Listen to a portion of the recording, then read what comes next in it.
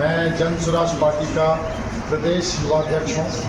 जब मैंने देखा कि बिहार की हालत वैसे ही जर्जर है, तो इस व्यवस्था को बदलने के लिए जो मुहिम चल पड़ी है, जिसका नाम जन स्वराज है, उसमें अपना कंधा लगाने के लिए मैं घर वापस आया हूँ। मैं आपसे आपके उस नेतृत्व का आह्वान करने आया हूँ कि उठिए, नेतृत्व कीजिए और बिहार की जो राजनीतिक परिदृश्य है उसको बदल डालिए। आज बिहार का युवा हर तरफ से ठगा हुआ महसूस करता है। जितनी भी राजनीतिक पार्टियां हैं वो युवाओं को या तो झंडा ढोने वाला या फिर भीड़ इकट्ठा करने वाला वर्ग समझ के साथ में लेकर चलती है। सभी राजनीतिक पार्टियों को लगता है कि जहाँ पे भीड़ इकट्ठा करना हो युवाओं को बुला लो, तब उनको युवा संगठन की याद आती है। कहीं आंदोलन करना हो तो उनको युवा संगठन की याद आती है। इसमें कोई बुराई नहीं है, युवा में शक्ति है, युवा ऊर्जावान है। परेशानी तब है जब आप युवाओं का इस्तेमाल करने के बाद युवाओं के मुद्दों से भटक जाते हैं। युवाओं के मुद्दों पर कोई राजनीति करने को राजी नहीं है। क्या है युवाओं के मुद्दे? युवाओं के मुद्दे हैं शिक्षा, युवाओं के मुद्दे हैं रोजगार, युवाओं के मुद्दे हैं पलायन को रोकना। मैं तो यहाँ तक कहता हूँ कि शिक्षा, रोजगार और पलायन रोकना सिर्फ युवाओं का नहीं, पूरे समाज का मुद्दा है। एक समाज जहाँ पर शिक्षा को पिछले पायदान पर रखा जाता है, एक समाज जहाँ पर रोजगार की व्यवस्था कम से कम होती जा रही है, उससे ना सिर्फ आज का युवा प्रभावित होता है बल्कि उस युवा का वो परिवार भी प्रभावित होता है।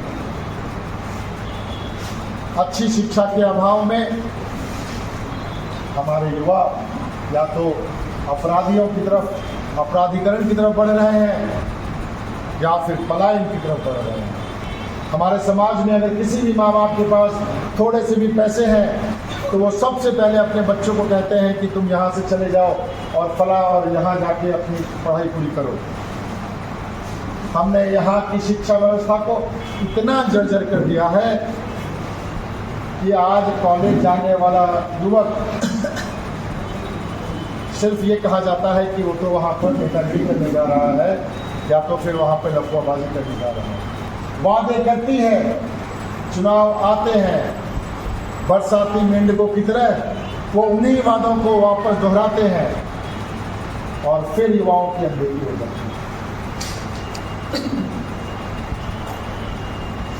हमारे चुनावी वर्ष में हर पार्टी के बड़े बड़े नेता आते हैं और वो कहते हैं कि हम पलायन बंद करेंगे, वो कहते हैं कि हम रोजगार की व्यवस्था करेंगे। अरे भाई, पिछले 30 सालों से बिहार की बर्बादी का कारण आप हो।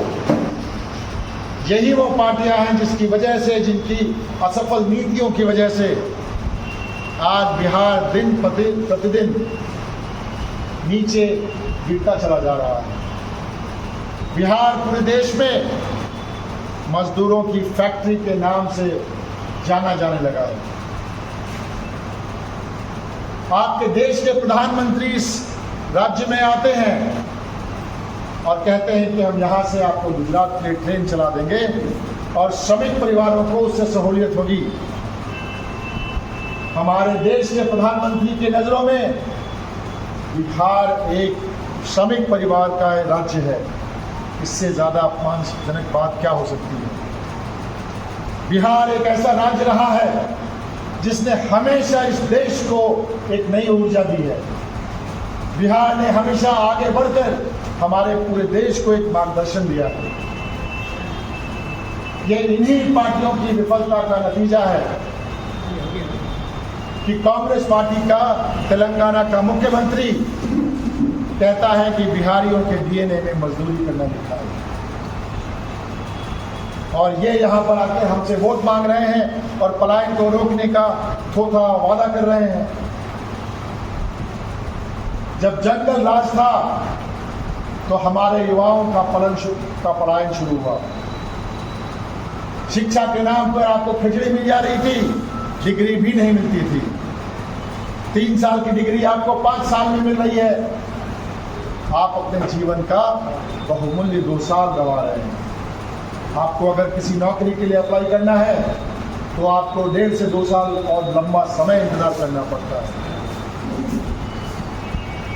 युवाओं को लगता है कि चलो ठीक है, छोटा मोटा कोई रोजगार कर ले, लेकिन रोजगार के लिए जो सुविधा साधन मुहैया कराना चाहिए वो आज की सरकार उसको कराने में नाकाम रही। सरकारें कहती है कि हम सरकारी नौकरी की व्यवस्था करेंगे। अरे कितनी नौकरी की व्यवस्था कर देते हैं? आजादी से लेकर आज तक अगर सारी सरकारी नौकरियों की गिनती कर ले तो बिहार की जनसंख्या का मात्र 2% है। वो ये राजा टाइल्स मार्बल आपके लिए लेकर आया है अंबानी कंपनी एवं कजरिया कंपनी जैसे ब्रांडेड कंपनी का टाइल्स मार्बल और हिंदवेयर का नल, बेसिन कमोड, आशीर्वाद कंपनी का सैनिटरी एवं अन्य सामान थोक एवं खुदरा विक्रेता उचित मूल्य पर उपलब्ध हैं। 5 वर्षों का विश्वास, क्वालिटी में कोई कॉम्प्रोमाइज नहीं। हमारा पता है नवाबगंज चौक, कुर्सेला, कटिहार। Contact number 9934650834।